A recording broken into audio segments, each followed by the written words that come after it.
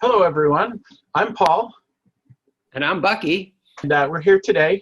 We want to talk to you about some things that'll help you be successful in your life. And both of us have been working on skills and teaching these skills for over 20 years. And between the two of us, we have 40 years of experience or more in doing this kind of work. So we're really glad to be able to share this with you today. Yeah, so we're, like Paul said, we're really excited to share this information with you. Like I said before, Paul said before, our purpose is really to provide you with skills you need to succeed in your own life, as well as your relationships with others. So today what we want to do is talk about a skill that can greatly enhance your relationships and how you understand the world. And so we're going to be talking about communicating effectively with others. There's several things that we'd like you to think about when you do this. So Paul, why don't you get started? All right. So one thing we really want to talk about is perspective. Mm-hmm. So one really big challenge in life sometimes is to recognize that we all see the world differently. And most of us, because we're all individuals, will see every situation a little bit differently than other people. So if we're in conflict, for example, we may be arguing, but we have totally different ideas about what has been happening in our perspectives. Our perspectives are very different. And a lot of times when I've sat down to mediate with people who are in an argument, I've discovered that they both see what happened very differently. And so one of the things that's really important when you're listening to someone is that you recognize that as they tell their story, that you are hearing it through their filter. And they are going to be telling you that story from the way they see the world. And that you may have to be really careful to clarify your understanding, and don't assume that you understand when they say a word. It might mean something slightly different to them, or when they say a situation, it might mean something very different.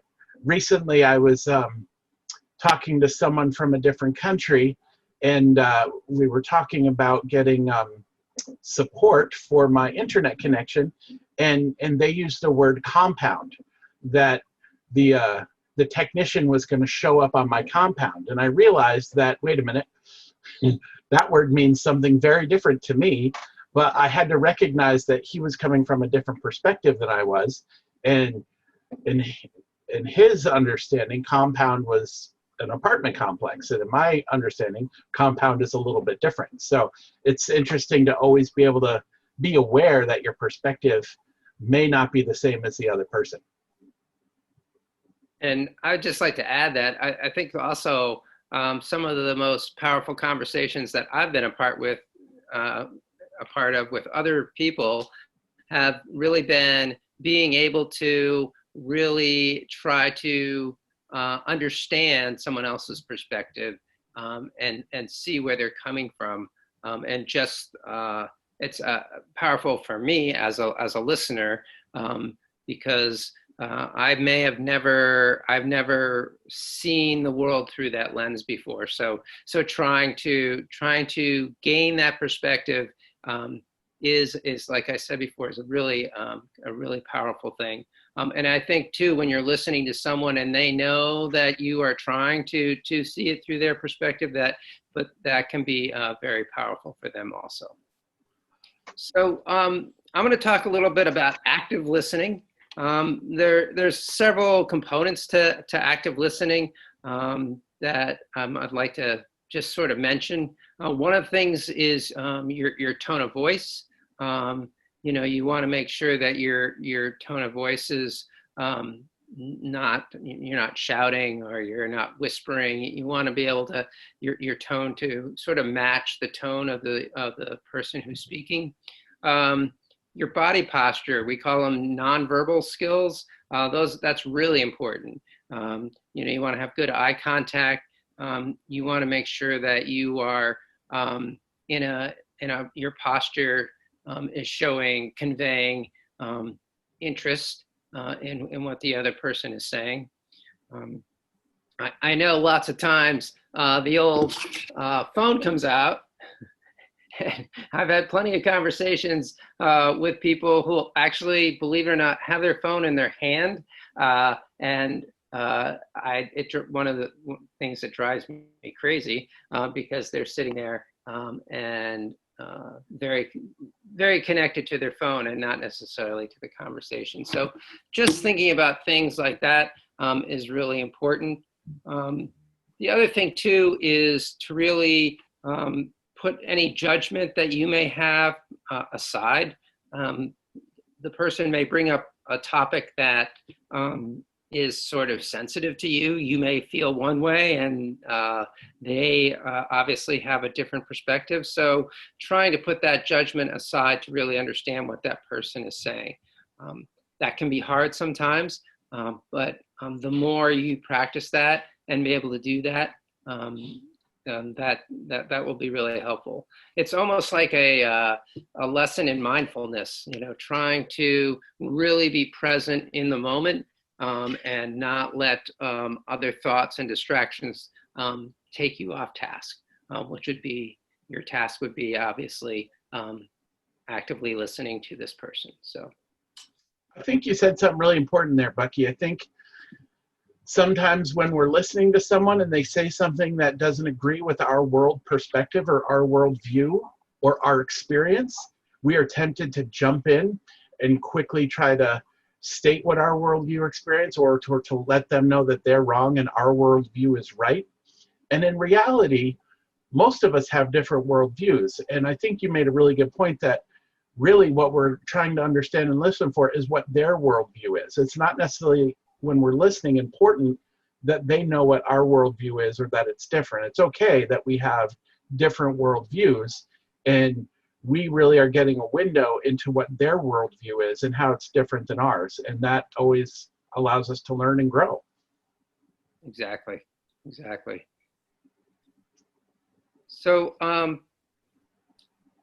the other things that I just want to touch upon, there's obviously specific skills that you can use in active listening, including using open-ended questions, affirming the individual, reflecting back what you hear. So those are all skills that we will get into more detail in our classes. Yes, so practicing as a good listener can bring a lot of great things in your life. So even if you don't tell anyone you're practicing your listening skills, but if you ask questions of people and you really seek to understand, just in your life with your family, with your friends, don't tell them that you're trying something new, but just see how it affects your relationships when you start to really deeply listen. Because sometimes it's hard. We try to listen for things that to respond to. When someone says something, immediately in my brain, a million things will come up that I can connect to that. Like, oh, I remember when I did that, or I remember when I had a similar experience. And then I might have the urge to just start telling my experience. And we've all had that moment where we feel like someone's interrupting us and they're not really listening. So it's a real gift that you offer to someone when you can really listen deeply to them and really focus your whole attention on them. And as those things come up, you're kind of letting them go. Like you're remembering, oh, I can tell that story another time, or right now just refocus on what the person is saying and really trying to understand. And you will notice that when you give this gift to other people of really listening, it will change your relationships. People will start to feel more cared for. They'll start to feel heard. They'll start to feel like, wow, more connected to you because you really are taking that time and that moment to understand who they are without judgment. And I think too, to jump off of that, if you think back in your life to somebody who really listened to you, some of them you felt maybe somebody you looked up to, someone who maybe you was a mentor, or maybe it was a teacher or a coach, or somebody who might have, or could have been a coworker or a friend, someone who really listened to you. I think you feel like, some of the feelings I know I have when I think of people like that is I feel like a real sense of connection and belonging. So those feelings are empowering. And I think that that the more you can think of it as a way to help empower others, and be present in the conversation, I think that you'll see that it really is a powerful tool.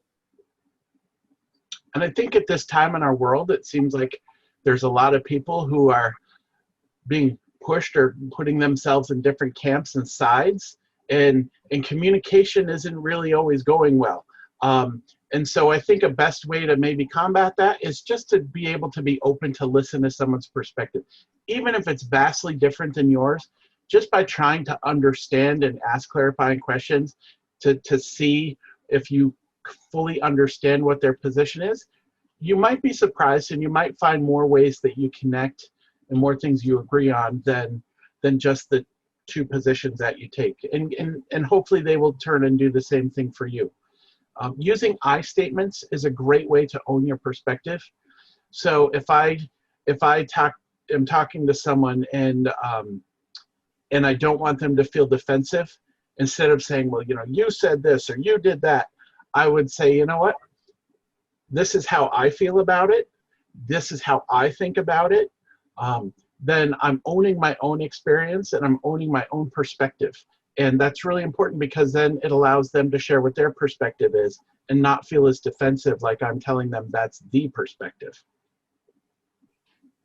Yeah, I think too with why is this so important too is just, I agree, today's world, I think the messages we're getting from society is, to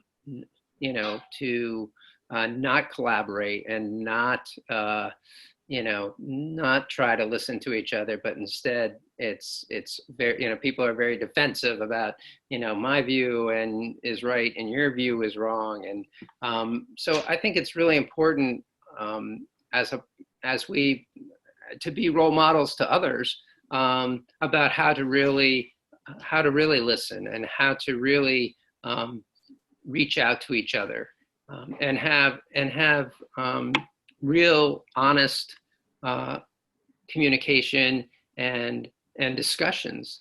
So I think that actually if you incorporate some of these things into your conversations with others, you're actually role modeling for them too, of how to have a civil discussion. How can we come to solutions? Because if we put up walls and we don't communicate about them, then we're not going to get to solutions. So I think it's a real important, whether you're in business, whether you're an educator, whatever your career may be, it's going to be really helpful for you to be able to sit down and have a discussion, a real honest and open discussion with others. One thing I wanted to also point out is thinking about your emotions. And we kind of have two things that happen in our head. We have our logical selves, where we can think about what's logical and sort of reason and puzzle things out. And then we have our emotional selves, and our emotional selves tend to be a lot more powerful and strong. So when we're listening, it's important to pay attention to our emotions, but also not to let those emotions take over. Sometimes it can be helpful just to talk about how you're feeling. Just say, I'm feeling really mad right now, and use language that doesn't make the other person defensive. Or sometimes just letting someone know, hearing your story, it makes me feel sad. And I'm wondering if you feel sad too. So using emotions when you're listening can be really important, but also try not to let your emotions take over. And there may be some times we're talking to people, like let's say you're having a conversation in a relationship that's difficult.